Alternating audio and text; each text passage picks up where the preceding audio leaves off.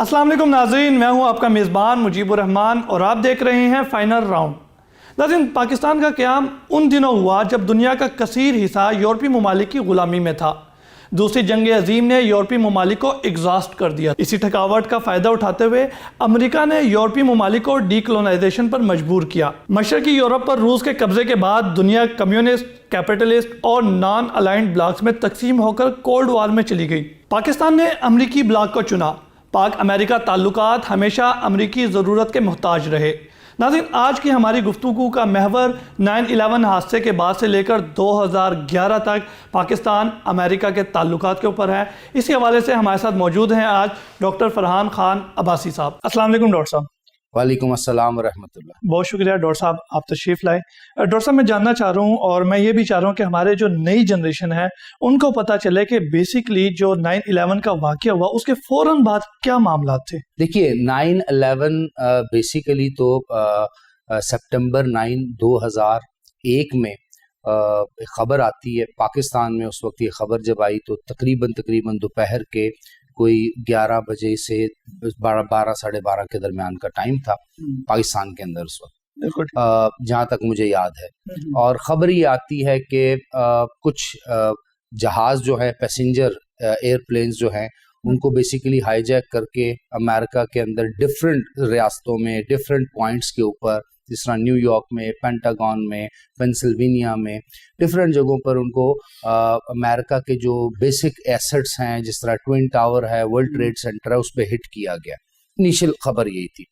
Later on जब पता चलता है तो दो किस्म की थ्योरीज आती हैं, उसके ऊपर हम बाद में बात करेंगे। लेकिन चूंकि डायरेक्टली आपने सवाल किया कि हुआ क्या था, तो जो जहाज हिट किए थे ट्विन टावर यानी वर्ल्ड ट्रेड सेंटर को, जो सबसे बड़े टावर थे उस वक्त वहां पर मौजूद थे, उसको रिकंस्ट्रक्ट बिल्ड भी किया गया बाद में, और भी टावर मौजूद हैं, लेकिन बेसिकली इनको हिट किया गया। इसमें ऑलमोस्ट 2750 लोग जो थे न्यूयॉर्क में मारे गए, जो उस वक्त वहां मौजूद थे। और ये भी कहा जाता है कि बेसिकली ट्विन टावर में जो एम्प्लॉय काम करते हैं, एक बड़ी तादाद जिनकी थी, उनको उस दिन छुट्टी दी गई थी, जिसमें बाद में बहुत से अमेरिकन जर्नलिस्ट ने बड़े डॉक्यूमेंट्रीज बनाई। इसमें बहुत सी किताबें भी हैं कि ज़्यादातर उनमें जूस थे। दूसरी तरफ 184 जो थे वो पेंटागन में लोग मरे। पेंटागन बेसिकली उनका समझ लीजिए मिलिट्री हेडक्वार्टर है, CIA वहां से डील करता है, US आर्मी उधर से डील करती है, जिसमें ज्यादातर पैसेंजर्स थे और बहुत कम ऑफिशियल थे, क्योंकि जहाज जब हिट करता तो उसके अंदर पैसेंजर भी मौजूद थे। तीसरी जगह पेंसिल्वेनिया के अंदर 40 के करीब लोग जो थे वो जहाज में, लेकिन इस जहाज को हिट किया गया था। और कहा भी ये जाता है कि जो पैसेंजर मौजूद थे जहाज के अंदर, उन्होंने जो जहाज के हाई जैकर थे उनके साथ उनकी कोई लड़ाई झगड़ा, नबर्दा आजमाई, कन्फ्रंटेशन, और अल्टीमेटली जहाज क्रैश हो गया। अमेरिकन्स ने बेसिकली ये कहा कि ये जो इंटरनेशनल टेररिज्म है ये आउटसाइड अमेरिका से ऑपरेट किया गया है, और तकरीबन 19 मिलिटेंट अरब्स का नाम आता है जिन्होंने ये काम किया है, जिसमें लीबिया के लोग भी हैं और कुछ ट्यूनिस के लोग हैं, उसके अलावा शाम से ताल्लुक़ रखने वाले, और कुछ जो हैं उनका जो रेजिडेंसी या आप समझ लें नेशनैलिटी थी वो सऊदी अरबिया की भी थी। खुद उसामा बिन लादेन पे जब इसका इल्ज़ाम आता है, जिन्होंने इस प्लॉट को तैयार किया और अलकायदा के जो सरबराह भी थे उस वक्त के, तो उनके बारे में कहा जाता है कि वो खुद भी सऊदी अरबिया से ही ताल्लुक़ रखते थे।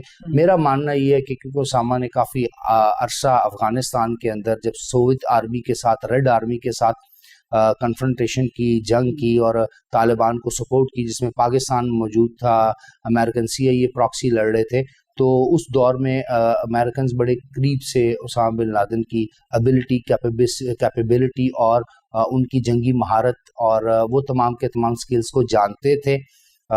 ये अब आज भी अचंभे की बात है और आज भी इसके ऊपर बहुत कुछ कहा और लिखा जा सकता है कि क्या Usama was the child or the brainchild of United States of America और CIA और something like that, के क्या कुछ और था इसके बरखिलाफ, और क्या अमेरिकन इसी तरह करते हैं कि पहले आपको एक महाज पर इस्तेमाल करते हैं और उसके बाद फिर आपको ही इबरत का निशाना बनाते हैं। एक लंबी बात है, लेकिन ये सिलसिला कुछ इस तरह चला था। इसके अलावा جو پریزیڈنٹ بش تھے اس وقت موجود وہاں پر 2001 میں، انہوں نے $25 ملین کی باؤنٹی، جس کو ہم نارملی کہتے ہیں انعام، رکھا تھا اسامہ بن لادن کے سر کی قیمت رکھی تھی، اور کہا تھا کہ اس کو ڈیڈ یا الائیو کسی بھی صورت امریکنز کے حوالے کیا جائے۔ اور ہم دیکھتے ہیں کہ اس حادثے کے بعد یو ایس اسٹاک مارکیٹ جو تھی وہ کریش کر گئی اور کافی نقصان ہوا، ایون کہ سپٹمبر 13 تک، یعنی 9 سپٹمبر سے 13 سپٹمبر تک جتنی بھی انٹرنیشنل اور ڈومیسٹک فلائٹس تھیں یونائٹڈ اسٹیٹ آف امریکہ کے اندر اس 50 ریاستوں میں، ان کو بھی کینسل کر دیا گیا تھا۔ یہ تو ایک حصہ ہے جو ابھی آپ نے بات کی کہ 9/11 کے بعد کیا ہوا ہے، ہماری نوجوان نسل کو آج معلوم ہونا چاہیے۔ ڈاکٹر صاحب میں یہاں پہ بتاتا چلوں کہ آپ نے کہا کہ پیسنجر جو جہاز ہے وہ ٹکرائے، تو یقین مانے کہ میرے لیے نیو خبر ہے۔ اچھا، بیسیکلی پیسنجر جہاز اتنا لو فلائٹ کرتا ہی نہیں ہے، پہلی بات۔ دوسری بڑی بات یہ ہوتی ہے کہ پیسنجرز جو جہاز ہوتے ہیں نا، یہ رڈار سے جب آف ہو جاتے ہیں یا اپنا راستہ بھول جاتے ہیں تو بہت سے لوگ جو ہے نیچے کنٹرول روم میں اور ڈفرینٹ جگہوں پر جو ایئرپورٹ کے ساتھ ایسوسیٹڈ ڈپارٹمنٹس ہوتے ہیں وہ اس کو گائیڈ کرتے ہیں۔ یہ ہے سول ایویشن یا سویلین اتھارٹی۔ اس کے بیک اپ پر ہوتی ہے ملٹری اتھارٹی، اور اس سے بھی پہلے امریکہ کے اندر FBI بھی ہوتی ہے، ان کی سویلین ایجنسی، پھر CIA ہوتی ہے، پھر ملٹری کے پاس جاتا ہے۔ تو یہ 3-4 لیئرز ہوتی ہیں جو ایک وقت میں تمام کے تمام ایویشن کو دیکھ رہی ہوتی ہیں، بیک اپ کو دیکھ رہی ہوتی ہیں کہ ایویشن میں کوئی غلطی تو نہیں ہو گئی۔ تو ایک جگہ تو بریچ ہو سکتا ہے، ان کی CIA اس وقت کیا کر رہی تھی، ان کی FBI کیا کر رہی تھی، باقی ان کے اتنے بڑے سیٹلائٹ سسٹم اور باقی، تو جہاز اپنے اوریجنل ٹریک سے ہٹ رہے ہیں، اور ایک وقت میں 4 یا 5 جہاز ڈفرنٹ ڈیسٹینیشن پہ جنہوں نے جانا تھا وہاں پر یہ ہو رہا ہے۔ پہلی بات سوال تو یہ بنتا تھا۔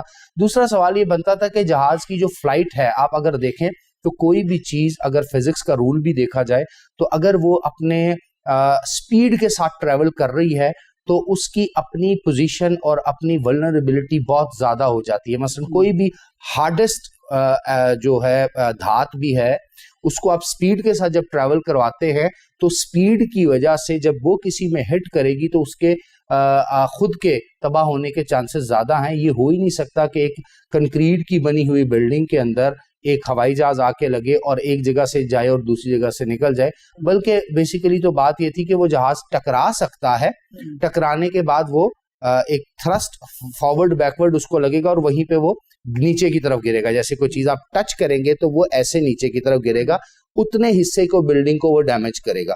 لیکن it was something like a missile, اس میزائل کو وہاں سے ہٹ کیا گیا اور ساتھ اس کے جہاز جا رہے تھے تو وہ بھی ہٹ ہو گئے۔ اور دوسری بڑی بات، کوئی بھی بڑی بلڈنگ جو ہے وہ ایک اسپیسیفک اینگل پہ نیچے کی طرف نہیں گرتی انٹل انلیس جو ایمیونیشن ہے اور باقی تمام اس قسم کا بارود جو ہے وہ بلڈنگ کی بیسمنٹ کے نیچے اس کے چاروں طرف نہ لگایا جائے، جس سے بیسمنٹ جب اس کی ڈیمیج ہو، اس کی جو بیسس جس پہ بلڈنگ کھڑی ہوتی ہے اس کو ڈیمیج کیا جائے تو بلڈنگ نیچے کی طرف آئے گی۔ تو وہ بلڈنگ ایسے بھی نہیں گری، وہ بلڈنگ ایسے گری، نمبر 1۔ نمبر 3، اس میں یہ بھی بات کہی جاتی ہے کہ اس بلڈنگ کے اندر کچھ ایسی فلیکسیبلٹی اور ریزسٹنٹ پلانس بنے ہوئے تھے، اور وہ جو آرکیٹیکٹ کا شاہکار وہاں پر تھا کہ کسی بھی صورت وہ بلڈنگ جو ہے وہ ٹلٹ بھی کر کے اپنی جگہ پہ واپس آ سکتی تھی۔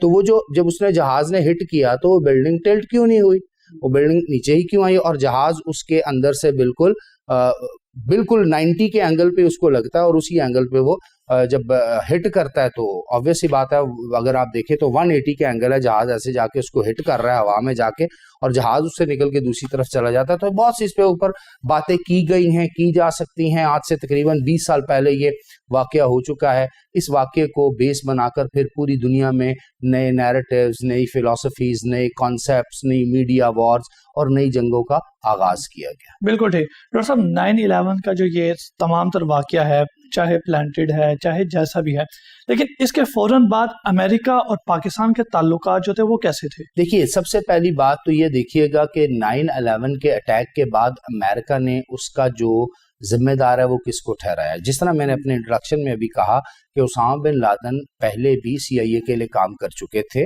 اور دوسری بڑی بات یہ ہے کہ جو ایک بڑی 10 سالہ جنگ تھی ریڈ آرمی کے خلاف، اس میں طالبان کی ٹریننگ، ان کی فنڈنگ، ان کی باقی تمام چیزیں CIA، ایون کہ پاکستان خود نہیں چاہتا تھا کہ کسی طرح سے بھی طالبان جو ہے وہ جنگ ہاریں اور جو ریڈ آرمی ہے وہ اندر آئے اور اس ریجن کو آکوپائی کرے۔ ہمارا بھی ایک بہت بڑا کنسرن تھا جس میں پہلے 5 سال 1979 سے لے کے 84 تک تو پاکستان اکیلا یہ کام کر رہا تھا. جب بعد میں امریکن ایڈمنسٹریشن کو پتا چلا تو انہوں نے اپنی پراکسی بھی ادھر سٹارٹ کر دی.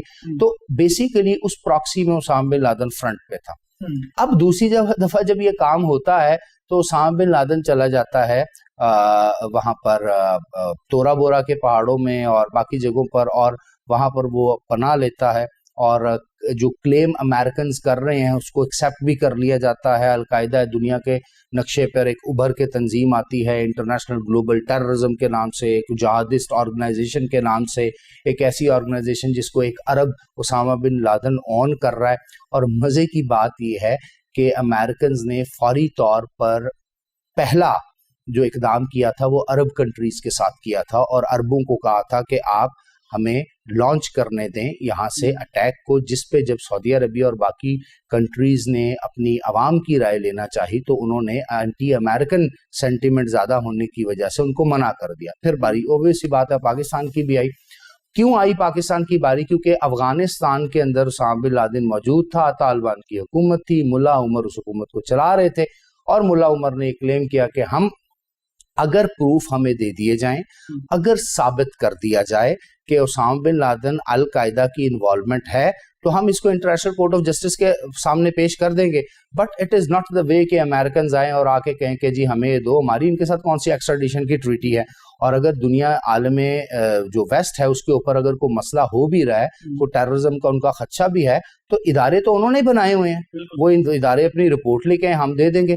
اس پر ظاہر سی بات ہے امریکہ کا ذرا سٹائل ایک ہاکش اور ایک ڈکٹیٹوریل ہے. امریکہ 9/11 سے پہلے پچھلے 10 سال پہلے ہی سوویت یونین کو ڈیوائیڈ کرنے کے بعد, اس سے 15 ریاستیں آزاد کروا کے اس کو رشیا بنوانے کے بعد, اس کی ڈسممبرمنٹ کے بعد پوری دنیا میں سول سپر پاور بن کے اور ون ورلڈ آرڈر کو چلانے کے لیے وہ تو اپنے آپ کو ڈکٹیٹر سمجھتا تھا. اور کچھ حد تک یہ مانا جائے تو ملٹری اور اکنامک پوائنٹ آف ویو سے امریکہ ڈکٹیٹر رہا بھی ہے, اور آج کی موجودہ حقیقت میں بھی امریکہ کے پاس وسائل تو موجود ہیں. تو انہوں نے اس کی بات نہیں مانی. پاکستان نے نیگوشیشن کا ٹائم لیا, اور وہی 10-12-15 دن ہمیں جو ملے نیگوسیشن میں, لیکن ملا عمر اس کے اوپر کنونس نہیں ہوئے. انہوں نے کہا ہم یونیلیٹرل اٹیک کریں گے فریڈم, وہ جو آپریشن انڈیورنگ فریڈم کے نام سے. اس دوران ہی اس ہفتے 1.5 ہفتے کے اندر امریکنز نے اپنی جو کانگریس کی جتنے بھی ان کے سیشنز ہوتے ہیں, جس میں ہاؤس آف ریپرزنٹیٹیو اور سینٹ کے سیشنز ہوتے ہیں, اس میں اپروول لیا, دنیا کو کنونس کیا, میڈیا میں پروپیگنڈا کیا, اور الٹیمیٹلی یہ ثابت کیا کہ اب امریکہ ہی نہیں بلکہ پورے ویسٹ اور پوری دنیا کو ایک نئے خطرے کا سامنا ہے جس کو انٹرنیشنل ٹیررزم کہا گیا. اور پھر اس ٹیررزم کو ختم کرنے کے لیے ایک اور حکمت عملی جو ہے ترتیب دی گئی, ایک نیا کانسیپٹ کوائن کیا گیا, دیٹ وار اگینسٹ ٹیرر. اب آپ دیکھیں اٹ سیلف وار جو ہے یہ اس کا لفظی مطلب ہی یہ ہے کہ جنگ و جدل ہونے لگا ہے. تو جنگ و جدل اٹ سیلف ٹیررزم ہے, اٹ سیلف دہشت پھیلاتا ہے کہ کہیں پر بھی اگر جنگ ہو جائے تو کتنی جانیں جائیں گی, بزنس تباہ ہوئے گا, انسان, نباتات, حیوانات سب چیزیں تباہ ہو جائیں گی, انسان کی پوری سویلائزیشن تباہ ہو جائے گی. تو لفظ جنگ جو ہے, وار جو ہے, یہ اٹ سیلف آپ اگر غور سے دیکھیں تو اس کا مطلب ہی دہشت گردی ہے. تو دہشت گردی سے دہشت گردی کو کیسے مٹایا جائے گا؟ بلکہ انٹرنیشنل انسٹیٹیوشنز موجود ہیں, آپ اکنامک سینکشنز لگا سکتے ہیں, آپ انویسٹیگیشن کر سکتے ہیں, آپ ثابت کر سکتے ہیں, آپ ملکوں کو کنونس کر سکتے ہیں, لیکن ایسا نہیں کیا گیا. کیوں؟ کیونکہ امریکہ کا 21st سینچری کا نیکسٹ پلان جو تھا اس کو اسی طرح ایگزیکیوٹ کرنا تھا, کنٹینمنٹ آف چائنا کرنی تھی, ریجن میں آنا تھا. پھر اگر آپ افغانستان کی بیک سائڈ پر بھی جاتے ہیں, ایران افغانستان کی بیک سائڈ پر آپ کو, ایران میں آپ کو آذربائیجان ایک طرف نظر آتا ہے, افغانستان کی بیک سائڈ پہ آپ کو ترکمانستان نظر آتا ہے, اوپر سے رشین فیڈریشن کی ایک ٹپ نیچے آ رہی ہے, اور وہ جو ایریا ہے اس کو basically the largest lack of the world کہتے ہیں. اور اب وہ جو largest lack of the world ہے اس کے نیچے 40% دنیا کے انٹیپ ریسورسز ہیں جو پچھلے 20 سال سے گریٹ گیم تھی, اب نیو گریڈ گیم بن گئی کہ اس ریجن کو بھی آکوپائی کرنا ہے. تیسری بڑی چیز ہمیں یہ نظر آتی ہے کہ اس ریجن کے اندر چونکہ نیا دور شروع ہو رہا تھا, चाइना जो था शंघाई 5 से शंघाई कोऑपरेशन ऑर्गेनाइजेशन बनाने की तरफ जा रहा था, उधर से ईस्ट एशिया में आसियान सक्सेसफुल हो रहा था, तो अमेरिकन चाहते थे कि इस रीजन को वल्नरेबल बनाया जाए, क्योंकि अगर ये रीजन बेहतर होता है, सक्सेस हासिल करता है, तो जो मिडिल ईस्ट अमेरिका के इस वक्त काबू में आया हुआ है, जिसमें अगर आप मिडिल ईस्ट में देखें, एक तरफ उन्होंने इराक ईरान वॉर छिड़वा दी, इराक कुवैत करवा दी, इराक को सऊदीया के अगेंस्ट कर दिया, सऊदीया को इराक से डरवा दिया, मिशन वो जो डेजर्ट स्टॉर्म वाला काम शुरू कर दिया। तो अमेरिका एक तो मिडिल ईस्ट पॉलिटिक्स में बहुत कुछ अरबों को डिवाइड कर चुका था, फिर इस रीजन में आकर के वो ये चाह रहा था कि इस रीजन के अंदर भी वॉलेटिलिटी क्रिएट की जाए, ताकि ये रीजन जितना वॉलेटाइल रहेगा उतना ही अमेरिका के प्रो रहेगा, और अमेरिका अपने ग्लोबल एजेंडा जिसमें वन वर्ल्ड ऑर्डर की बात करते हैं, अमेरिकन वर्ल्ड ऑर्डर की बात करते हैं, अमेरिकन सेंचुरी की बात करते हैं, यूनिपोलर वर्ल्ड की बात करते हैं, उसको वो बेहतरीन तरीके से चला सकता है। और इस रीजन को वॉलेटाइल रखने के लिए एक और चीज भी ज्यादा जरूरी थी कि पाकिस्तान और ज्यादा आगे ना जाए, क्योंकि आज से 3 साल पहले पाकिस्तान न्यूक्लियर पावर बना था। तीसरी इंपॉर्टेंट चीज, चाइना रशिया भी रिसर्च कर रहे थे, चाइना भी इमर्ज कर रहा था, ग्लोबलाइजेशन का दौर भी था। तो इस टोटलिटी में जब हम इस सिचुएशन को देखते हैं तो हमें एक बहुत बड़ा स्ट्रेटेजिक प्लान और डिजाइन नजर आता है, जो आज 2021 में जब मैं बैठ के बात कर रहा हूं तो ये तारीख का हिस्सा बन गया, लेकिन हमने उस तारीख में बड़ी तकलीफ दे अदवार भी गुजारे हैं। इकोनॉमिक इम्बैलेंस आप पाकिस्तान के अंदर देख लें, एनर्जी क्राइसिस देख लें, टेररिज्म देख लें, सुसाइड बॉम्बिंग देख लें, तो इससे पूरे रीजन को वल्नरेबल बनाना था। क्यों? क्योंकि वेस्ट की बका ही तब है जब ईस्ट और स्पेशली साउथ एशिया कमजोर रहेगा। क्यों? क्योंकि साउथ एशिया के अंदर ऐसी कौमें मौजूद हैं जो टेक्नोलॉजिकली भी एडवांस हो सकती हैं, ऐसी कौमें मौजूद हैं जो न्यूक्लियर पावर बन गई हैं और भी आगे जा सकती हैं, और ऐसी कौमें मौजूद हैं जो क्लेम कर सकते हैं कि अब पावर ट्रांजिशन होनी चाहिए, वेस्ट से ताकत ईस्ट की तरफ आनी चाहिए, वेस्ट से इकोनॉमी ईस्ट की तरफ आनी चाहिए, दुनिया के डिसीजन अब ईस्ट के मुल्कों को लेने चाहिए और स्पेसिफिकली एशियन कंट्रीज को लेने चाहिए।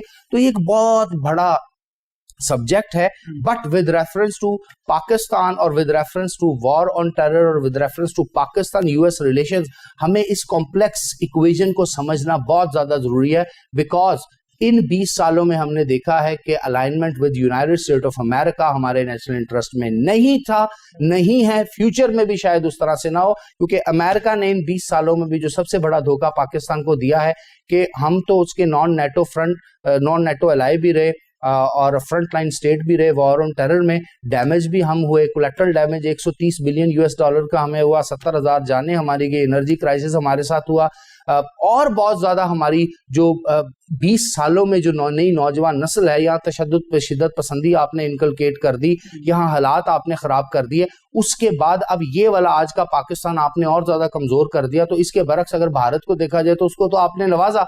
तो इन अ नटशेल अगर देखा जाए, और दूसरी बड़ी बात अमेरिका ने क्या किया, मदद हमसे मांगी। पिछले 20 साल अफगानिस्तान में जितनी भी हुकूमत है, चाहे वो हामिद करजई की हुकूमत हो, चाहे अशरफ गनी की हुकूमत हो, एंटी पाकिस्तान हुकूमत बनाएगी। एनडीएस ने जितना काम किया एंटी पाकिस्तान किया, उनकी जितनी भी जो सिविलियन और मिलिट्री की एजेंसीज हैं वो रॉ के साथ मिलकर पाकिस्तान को डिस्टेबलाइज कर रही थी। तो बेसिकली वॉर ऑन टेरर से अमेरिका ने जो मकासद हासिल करना चाहे, उसमें एक मकसद ये भी था कि हमें अपने साथ में लाके और हमें हमारी बैक स्टैबिंग करना, हमारी ही कमर में छुरा मारना। बिल्कुल ठीक। डॉक्टर साहब, आपने इंडिया की बात की, तो इंडिया ने भी कई दफा पाकिस्तान के ऊपर प्रीएम्प्टिव अटैक की बात की है, तो इस बारे में फिर आप क्या कहेंगे? देखें, इंडिया ने पाकिस्तान पे प्रीएम्प्टिव अटैक की बात इसलिए की थी कि मुशर्रफ को बेसिकली सॉरी एक मैसेज दिया गया था, आर यू विद अस और विद टेररिस्ट। अब मैं जो आपको मैसेज दूं, आर यू विद मी और with someone who is you can say that a terrorist, a person who is an extremist, तो आप ऑब्वियस ही बात है एक मॉडरेट पढ़े लिखे शख्स हैं, आप कहेंगे नहीं सर मैं एक्सट्रीमिस्ट के साथ नहीं हूं। तो दूसरी ऑप्शन इसकी क्या है? अब मेरे साथ है। हमें यह तो नहीं कहा गया आर यू विद टेररिस्ट और अगेंस्ट टेररिस्ट, हमें तो कहा गया आर यू विद अस और विद टेररिस्ट। तो हम टेररिस्ट के साथ नहीं है, तो अल्टरनेटिव इसका आंसर क्या हुआ? बिल्कुल अमेरिका के साथ, विद अमेरिका। अब अमेरिका के साथ जो हम हैं उसके ऊपर भी आप अगर देखें ना, उन्होंने हमें क्या कहा, वो एक बड़ी खूबसूरत स्टेटमेंट है यूनाइटेड स्टेट की तरफ से आती है, bombing it into stone age. यानी वो कहते थे अगर पाकिस्तान आपके साथ नहीं चलता तो इसको इतने बॉम्ब मारो کہ یہ پرانی پتھر کے دور میں چلا جائے, غاروں کے دور میں چلا جائے, یعنی 3500 یا 4000 BC کا دور انسان کا جو تھا سٹون ایج میں یہ چلا جائے. اب آپ غور سے دیکھیں تو یہ انہوں نے کس طرح کرنا تھا. یہ انہوں نے سینٹرل ایشین ریپبلک میں ان کے پاس آلریڈی ہوائی اڈے موجود تھے, فلیٹس ان کے ہائی سیز میں کھڑے تھے, عرب ملک ان کے ساتھ تھا, مڈل ایسٹ ان کے ساتھ تھا, بھارت یہ چاہتا تھا امریکہ یہ کرے, تو ہم یہ کیسے کر سکتے تھے. لیکن جب یہ ایک شے مل گئی, ایک آپ سمجھ لیں کہ ان کو ایک سینس ہو گئی کہ اچھا جی یہ پاکستان تو اس طرح ہوتا ہے, تو پھر انڈیا نے ایک نیا پروپیگنڈا کیا. اب وہ نیا پروپیگنڈا کیا ہے, وہ بڑی ٹیکنیکل بات ہے. وہ نیا پروپیگنڈا یہ ہے کہ افغانستان کے اوپر امریکہ نے جو حملہ کیا وہ کس نام سے کیا. اس دور میں ایک نیا کانسیپٹ آیا تھا جس کو ہم کہتے تھے Bush doctrine.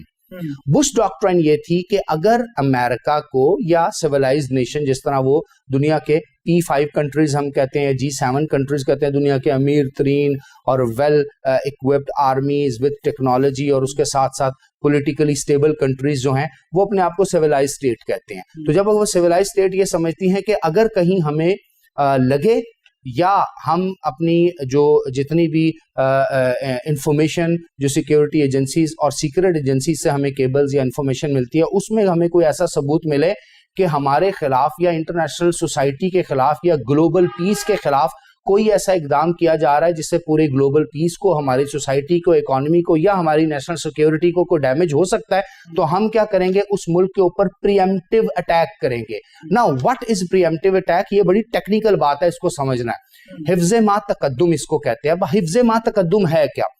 I am expecting that کہ during this interaction اور انٹرویو اور اس سیشن کے دوران مجھے یہ لگ رہا ہے کہ آپ مجھے ہٹ کر سکتے ہیں. نا مجھے یہ لگ رہا ہے, میں نے اس کو ثابت بھی نہیں کرنا, میرے پاس اس کے کوئی ثبوت بھی نہیں ہے, تو میں کیا کروں گا, آپ کو ہٹ کر دوں گا.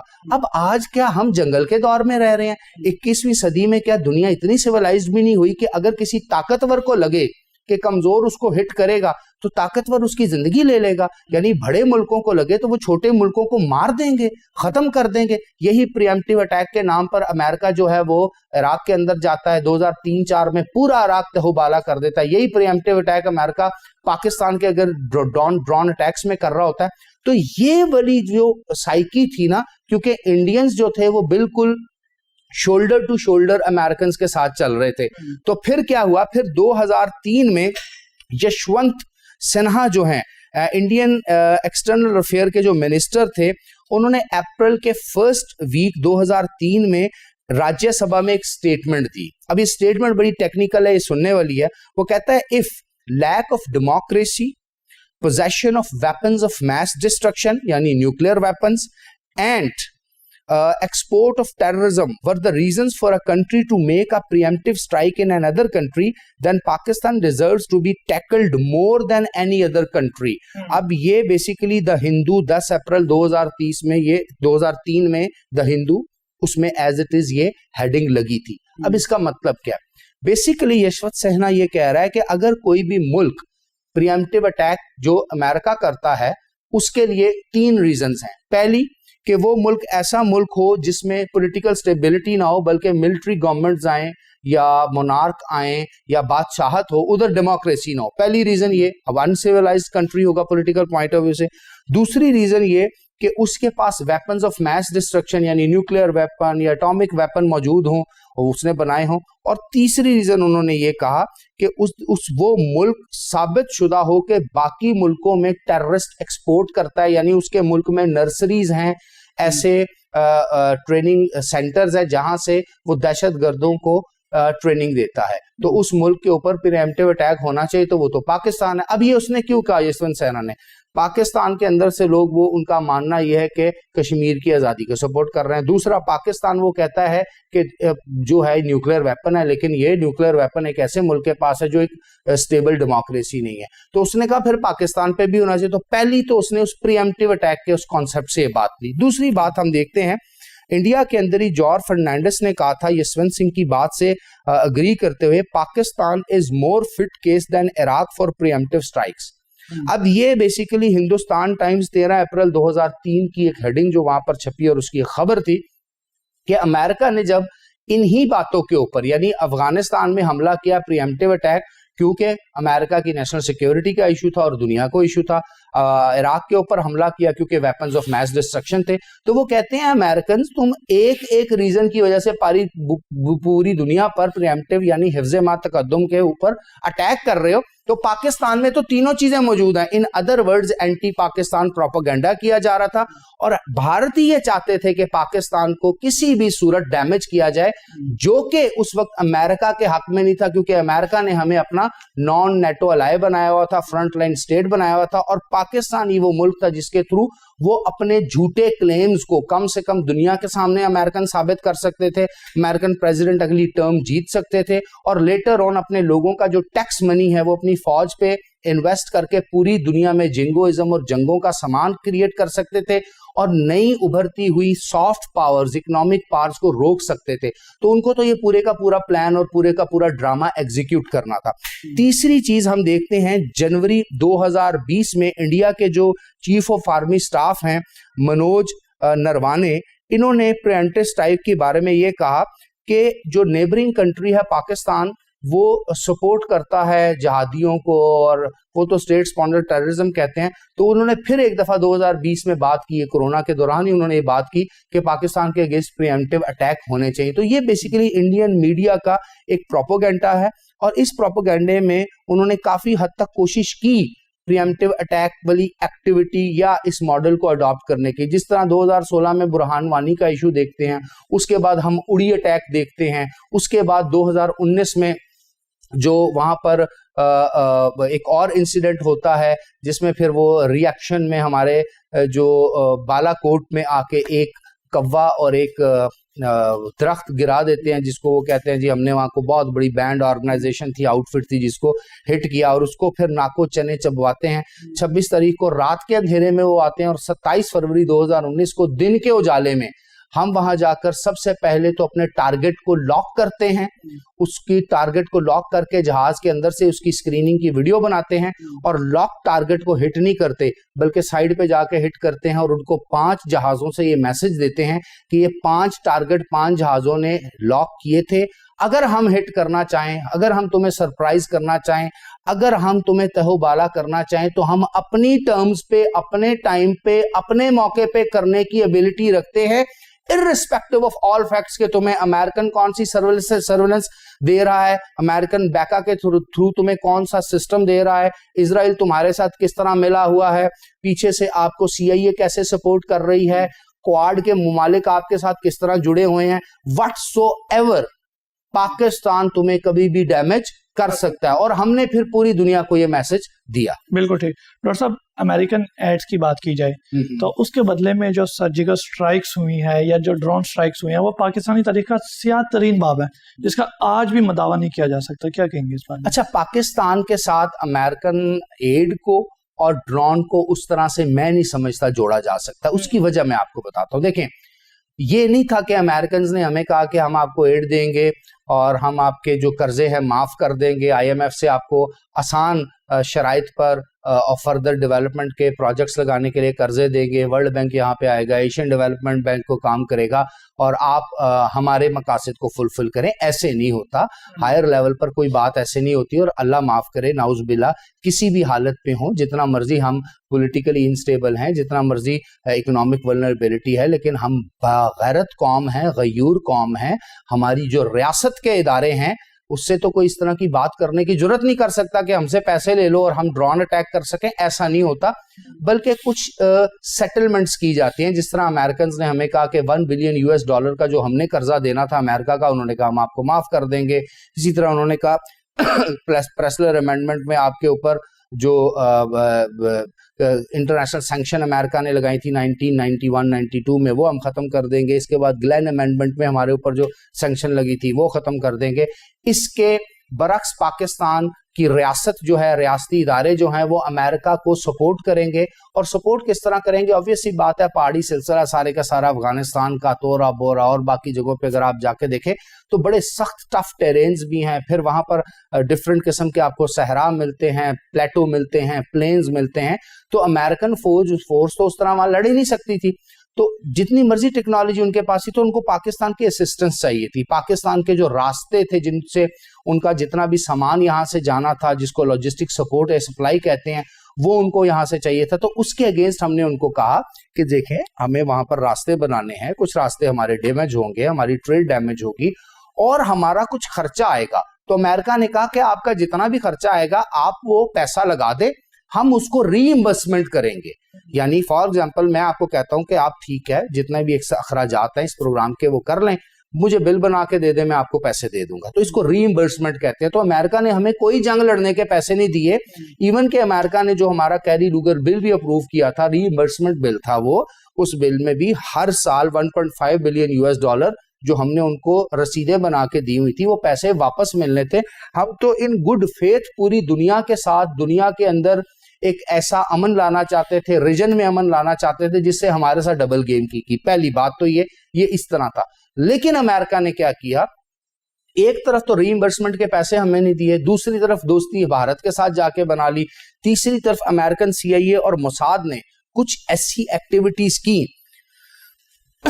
جس کے ثبوت ہمیں ضرب عضب کے دوران ملے کہ پاکستان کے اندر تحریک طالبان کو لانچ کیا, جس کو تحریک طالبان پاکستان کہتے ہیں, کچھ اور گروپس کو لانچ کیا. اس کے ساتھ ساتھ پاکستان میں جو اسٹریٹ لیول پر ٹیررزم پروموٹ کیا, کچھ ایسی پولیٹیکل پارٹیز جن کے ساتھ ان کے تعلقات تھے, جن میں آپ کو الطاف حسین کی MQM نظر آتی ہے, ایک طرف ٹیررسٹ اٹیک کر رہے ہیں, دوسری طرف MQM کی پارٹی پورے کے پورے کراچی کو بند کر دیتی تھی, ہمارا اکنامک ہب تھا, ریڑھ کی ہڈی تھی. تو اس طرح کے پلاٹس امریکن نے دوسری طرف کی, اور تیسری طرف کیا کیا, ڈرون اٹیک کی. اگر ڈرون اٹیک کی بھی ہسٹری دیکھی جائے تو پاکستان نے کافی حد تک ڈرون اٹیک کو ریزسٹ کیا. جس طرح اب ڈرون اٹیک میں بیسیکلی ہوا کیا, 409 سے 429 ٹوٹل ڈرون اٹیک کیے گئے 2004 سے 2017 میں, پہلی بات. اب 2004 سے 2017 میں اگر آپ دیکھا جائے تو آلموسٹ 3 حکومتیں یا 3 پریزیڈنٹ چینج ہوتے ہیں. بش ایڈمنسٹریشن آتی ہے, اوباما ایڈمنسٹریشن آتی ہے, اور لاسٹ میں ڈونلڈ ٹرمپ کی ایڈمنسٹریشن آتی ہے. نا بش ایڈمنسٹریشن کے اندر سب سے زیادہ اٹیک جو تھے وہ افغانستان کی ٹیریٹری کے اندر کیے گئے یا بارڈر ایریا پہ. پاکستان کا جو بارڈر ایریا تھا یا ایڈجسنٹ بارڈر ایریاز بلوچستان سے لے کے اوپر فاٹا یا نارتھ تک جو تھا, اس میں آلموسٹ 51 اٹیکس کیے گئے.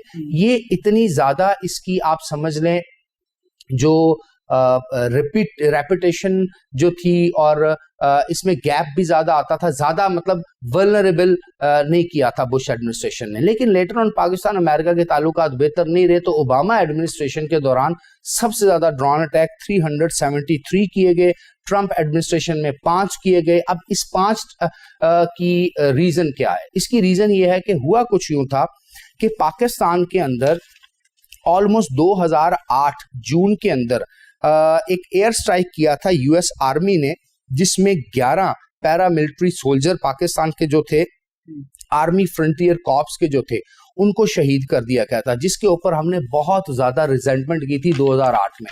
اس کے بعد ایک اور ایسا دن آیا تھا جس کو ڈارک ڈے کہا جاتا ہے, اور پاکستان امریکہ کے تعلقات کافی حد تک اب خراب ہو چکے تھے. وہ یہ ہوا تھا 2011 نومبر میں نیٹو فورسز نے 24 کے قریب پاکستانی سولجرز کو سلالہ چیک پوسٹ کے اوپر جو ہے وہ شہید کر دیا تھا, اور ڈائریکٹ ان کے تو جو کوبرا ہیلی کاپٹر تھے انہوں نے ڈائریکٹ اٹیک بھی ہمارے اوپر کیے تھے, اور کچھ ڈرون اٹیک بھی کیے تھے.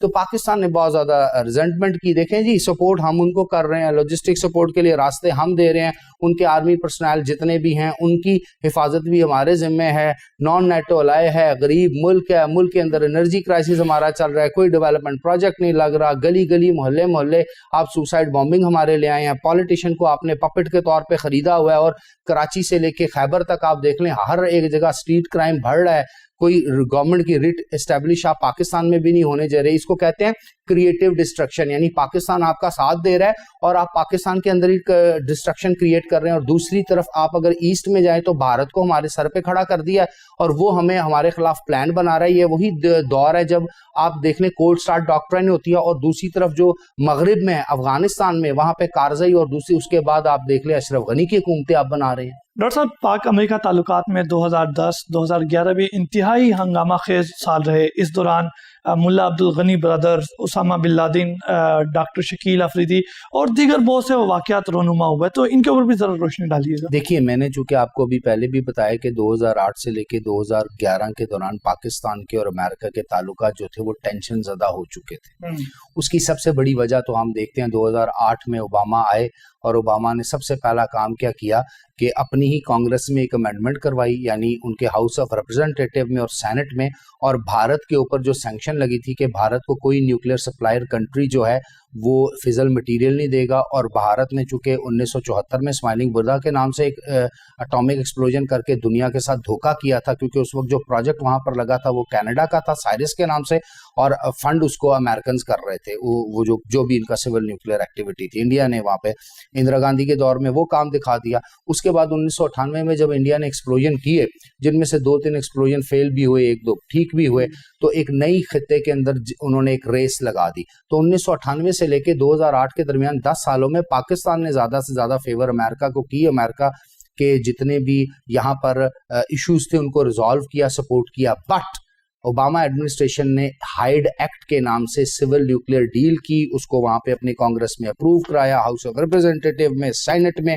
खुद उस पर दस्तखत किए, और इंडिया का स्टेटस जो इंडिया का स्टेटस उस वक्त इंटरनेशनल एटॉमिक एनर्जी एजेंसी और न्यूक्लियर नॉन प्रोलिफरेशन ट्रीटी के अकॉर्डिंगली आ रहा था कि इंडिया के साथ कोई भी न्यूक्लियर कंट्री कोई भी ऐसा प्रोजेक्ट साइन नहीं कर सकता जो कि न्यूक्लियर डायमेंशन का हो, और बेशक वो एनर्जी या सिविल एक्टिविटी के लिए हो, क्योंकि इंडिया ने 2-3 बार उस तरह की एक्टिविटीज की हैं जिससे इंटरनेशनल कम्युनिटी को थ्रेटन किया गया है, न्यूक्लियर एक्सप्लोजन किए हैं, इवन के न्यूक्लियर मटेरियल, फिजल मटेरियल पूरी दुनिया में एक्सपोर्ट किया है इंडिया का। तो आप अगर देखें तो वहां पर जितने भी अंडरवर्ल्ड का जो सिस्टम है, जिसको इंडिया की अपनी रॉ सपोर्ट करती है, इंडिया की जो मिलिट्री इंटेलिजेंस उस अंडरवर्ल्ड का हिस्सा बनी हुई है, वो तो आधी दुनिया में न्यूक्लियर वेपन और फिजल मटेरियल को सेल कर रहे होते हैं। और अक्सर आए दिन मीडिया पे हमें पता चलता है कि जी यूरेनियम और प्लूटोनियम पकड़ा गया है और इंडियंस उसका कारोबार भी दुनिया में कर रहे हैं। उसके बावजूद अमेरिका ने पाकिस्तान की सारी सैक्रिफाइसेस को, पाकिस्तान की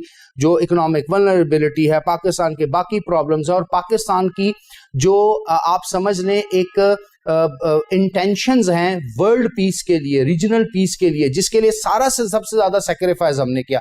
देखिए जी, 9/11 का वाकया हो जाता है, अमेरिका के अंदर कितने लोग मरते हैं? टोटल लोग जो मरते हैं 3200-3300 लोगों की जानें जाती हैं। पाकिस्तान के अंदर आपने 75,000 civilian, army personnel, security agency, intelligence agency, paramilitary forces, इन सबको आपने ज़िबा करवा दिया। दूसरा, अमेरिका की इकोनॉमी कौन सी तबाह हुई? 10 या 12 दिन के लिए वहां पर स्टॉक एक्सचेंज बंद हुई, 6 से 7 दिन के लिए वहां पर इंटरनेशनल जो फ्लाइट्स है वो रुकी। तो पाकिस्तान के साथ क्या ज्यादती हुई? तीसरी इंपॉर्टेंट चीज, पाकिस्तान के अंदर भी मजहबी लोगों के अंदर फीलिंग्स हैं। हम मुसलमान लोग हैं, हमारे आइन में लिखा है इक़्तिदार आला का मालिक अल्लाह ताला है, हम अल्लाह ताला को जवाब दें हैं। इसके बावजूद भी हमने वर्ल्ड पीस को देखते हुए, इंटरनेशनल कम्युनिटी की बेहतरी को देखते हुए अमेरिका का साथ दिया, नेटो का साथ दिया, नॉन नेटो अलाय बने। बहुत से मुल्क के अंदर रिलीजियस डिवीजन हमारे हो गए, हमने उसको भी फेस किया, और बहुत सा इंतशार मुल्क के अंदर फैला। आप देख लें, लाल मस्जिद जैसे वाकयात हुए, बहुत कुछ हुआ हमारा। तो अमेरिका ने हमारे लिए क्या किया? अमेरिका जाके हाइड एक्ट और सिविल न्यूक्लियर डील भारत के साथ करता है। उसके बाद अमेरिका हमारे डायरेक्टली आर्मी पर्सोनल्स को डायरेक्ट हिट करता है, यानी पाकिस्तान आर्मी को अगर अमेरिकन ड्रोन हिट करेंगे, अमेरिकन कोबरा हेलीकॉप्टर हिट करेंगे, it is an act of war. अगर आप डायरेक्टली हमारे फौजियों को हिट करेंगे तो हमारे आपके कहां से रिलेशन होंगे? उसके आगे आ जाए तो रेमंड डेविस लाहौर के अंदर, यही सफावाना चौक में, इसी शहर में जहां मैं और आप बैठे हैं, दीदा दलेरी के साथ सरेआम किसी भी मुल्क में दाखिल होकर आप उनके 2 लोगों को मार दें। और पिछले 1 हफ्ते से रेमंड डेविस क्या कर रहा है? कभी पाकिस्तान के बॉर्डर एरियाज पे जाके तस्वीरें बना रहा है, कभी पाकिस्तान की बेहतरीन तंसीबात की तस्वीरें बना रहा है, कभी पाकिस्तान के जितने भी अम्यूजमेंट की एक्टिविटीज होती है, बागात हैं और जगह, वहां की तस्वीरें बना रहा है। अच्छा खासा डाटा, 25 से 30 GB डाटा उसके पास मौजूद है, उसे कंप्यूटर में मौजूद है, बाकी तमाम चीजें। जब उसको ये लगता है कि उसको शायद उसके कोई पीछा कर रहा है या उसको کوئی obvious سی بات ہے سرویلنس ہو رہی ہے, وہ ایک عام سے نہتے دو بیچارے نوجوانوں کو ڈائریکٹ گولی مارتا ہے گاڑی کے اندر سے, اور اس کے بعد وہ پاکستان کی سوائل کے اوپر آ کے کرائم کرتا ہے. اس کے بعد بھی امریکہ اس کو بہت زیادہ پش کرتا ہے اس ایشو میں. بعد میں پھر ریمنڈ ڈیوس نے اپنی کتاب لکھی جو ساری دنیا کو اس وقت معلوم ہونا چاہیے, دا کانٹریکٹر کے نام سے. اگر نہیں ہے تو مجھے بتائیں, میں اس کو لوگوں کے سامنے اس کتاب کو لاؤں گا, اور اس میں اس نے کون کون سے انکشافات کیے اور کون کون سی باتوں کو اس نے ایڈمٹ کیا کہ وہ امریکن CIA کی ایک ذیلی اداری سبسیڈری ایک کانٹریکٹر ایجنسی کا ممبر تھا اور پاکستان میں دہشت گردی پھیلا رہا تھا. تو جب یہ معاملات ہوتے ہیں تو کون سا ایسا ملک ہے جو کسی بھی صورت, کسی بھی طریقے سے, کسی بھی بڑے سیولائزڈ ملک جو اپنے آپ کو سو کالڈ سیولائزڈ کنٹریز کہتے ہیں ان کے ساتھ چل سکتا ہے؟ تو یہ بہت ہے, یہ بہت ہے کسی ملک کی آپ سوورینٹی پامال کریں, یہ بہت ہے کسی ملک کے خلاف آپ پروپیگنڈا کریں, یہ بہت ہے کسی ملک کے اندر آپ اکنامک اور پولیٹیکل انسٹیبلٹی کریٹ کریں, یہ بہت ہے کہ کسی ملک جو آپ کا ساتھ دے رہا ہے اس ملک کے اندر آپ دہشت گرد گروہ تیار کریں, یہ بہت ہے کہ اس کے ہمسایہ ملک بھارت جیسے ایک جس کو میں کہتا ہوں کہ وہ ایک جلادوں کا ملک ہے, جہاں پر آج کل ہندوتوا کے نام پر نریندر مودی نے جو بھارت کے اندر اور بھارت کے ارد گرد آگ لگائی ہوئی ہے, اس ملک کی ایک بدنام زمانہ agency research and analysis wing را کو آپ سپورٹ کر رہے ہیں, اجیت ڈوول کو آپ سپورٹ کر رہے ہیں جو کولڈ سٹارٹ ڈاکٹرائن, اس ملک کے خلاف cold start doctrine Ajit Doval اس وقت لانچ کر رہا ہے جب وہ ملک پاکستان پوری دنیا کے امن کے لیے اپنی جانیں دے رہا ہے.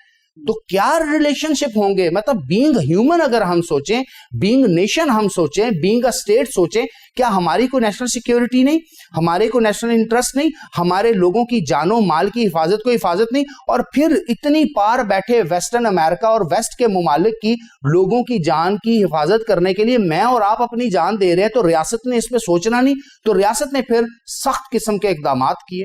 وہاں 2000 سے زیادہ بلیک واٹر زی انٹرنیشنل کے ایجنٹ آپ نے پاکستان میں گھسیڑے ہوئے تھے, اور رحمان ملک کے اوپر یہ سیدھا سیدھا الزام ہے, اس کے اوپر انٹیریئر منسٹر تھا زرداری گورنمنٹ میں اس وقت, وہ یہ کوئی چھوٹی بات تو نہیں ہے. یعنی you are Pakistani, you are in Pakistani parliament, you are enjoying perks and privileges by the taxpayer of Pakistan, اور آپ پٹھو بنے ہوئے ہیں امریکہ اور CIA کے.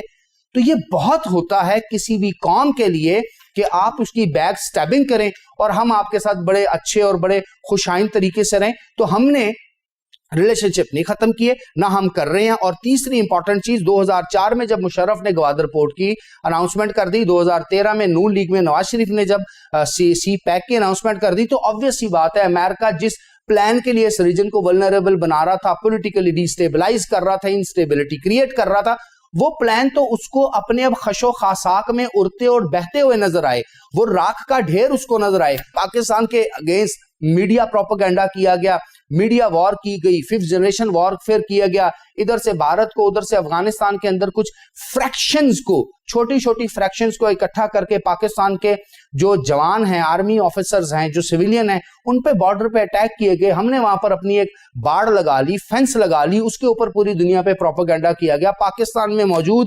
پاکستانی میڈیا میں, اکیڈیمیا میں اور تھنک ٹینک میں موجود لوگوں کو خریدا گیا, اور پاکستان کے اندر ڈیفرنٹ قسم کی چھوٹی بڑی تحریکیں لانچ کی گئی. پاکستان کو ایک بیسیکلی تشدد پسند اور ٹیررسٹ کنٹری ڈکلیئر کرنے کے لیے یا پوری دنیا کے سامنے لانے کے لیے ایک ماڈل پیش کیا گیا. اور اس سے پہلے میں آپ کو بتا چکا ہوں کہ کس طرح بھارتی جو ہیں وہ مطلب سینہ چوڑا کر کے پاکستان کو ایپی سینٹر آف ٹیررزم کہہ رہے ہیں, اور خود وہ دنیا کا سب سے بڑا ٹیررسٹ ملک ہے جس نے کم سے کم پچھلے 74 سالوں سے 1 لاکھ کے قریب کشمیریوں کی مسیکرنگ کی, ان کو قتل و غارت کا نشانہ بنایا. اور خود بھارت کے اندر دلت کا حال دیکھ لیں, شودروں کا حال دیکھ لیں, اسکیجول کاسٹ کا حال دیکھ لیں, سکھ کمیونٹی کا حال بھارت کے اندر آپ دیکھ لیں کیا ہو رہا ہے. تو امریکن فارمولا, بھارت فارمولا, اسرائیلی فارمولا, اور اس ریجن کی پالیٹکس کو وولٹائل ولنریبل بنانے کا جو فارمولا ہے, وہ قطن بھی ایک محب وطن پاکستان کو, پاکستانی ریاست کو, پاکستان کے نوجوانوں کو, پاکستان کی عوام کو نہیں قبول. اس کے عوض آپ جتنے مرضی ڈالر دیں, ہم اس سے برا وقت گزارنے کے لیے تیار ہیں. اگر اللہ نے ہماری مقدر میں سٹون ایج لکھی ہے تو اس کو کوئی ٹال نہیں سکتا. بٹ ایک چیز یاد رہے کہ پاکستان زندہ باد ہے, پاکستان زندہ باد رہے گا, اور پاکستان کی آرمی, پاکستان کے نوجوان, پاکستان کے سویلین جنہوں نے اس وار آن ٹیرر کے دوران اس مملکت کے لیے اپنی جان دی، اپنا مال دیا، اپنی تکلیفیں برداشت کی، وہ اس سے زیادہ طاقت کے ساتھ ٹرین ہو چکے ہیں اس ملک کی جو کیا کہتے ہیں بقا کے لیے اور اس ملک کی حفاظت کے لیے. اور the final note is that کسی بھی صورت ہم جتنے برے بھی ہو جائیں لیکن ہم غلام ہیں رسول اللہ صلی اللہ علیہ وآلہ وسلم محمد عربی کے، اور ہم اسلام کا جھنڈا یہاں سے نکال کے رہیں گے، یہاں ثابت اور اسٹیبلش کر کے رہیں گے، اور اس کے ساتھ ساتھ پاکستان کو دنیا کی ایک moderate political democratic Islamic republic ثابت کریں گے، دنیا کو لیڈ کریں گے، جو کہ غیر کو اور جو کہ ہمارے دشمنوں کو بہت کھٹکتا ہے. بہت شکریہ ڈاکٹر صاحب. جی ناظرین، یقیناً آپ 2001 سے 2011 کے دوران پاکستان اور امریکہ کے تعلقات کے بارے میں ڈیپلی جان چکے ہوں گے، لیکن یہ ابھی سلسلہ تھما نہیں. 2011 سے لے کے 2021 کے دوران پاکستان اور امریکہ کے تعلقات کیا تھے، کیسے رہے، اس کے بارے میں انشاءاللہ اگلے پروگرام میں گفتگو کریں گے. اسی کے ساتھ اپنے میزبان مجیب الرحمان اور فائنل راؤنڈ کی پوری ٹیم کو اجازت دیجیے. اللہ نگہبان.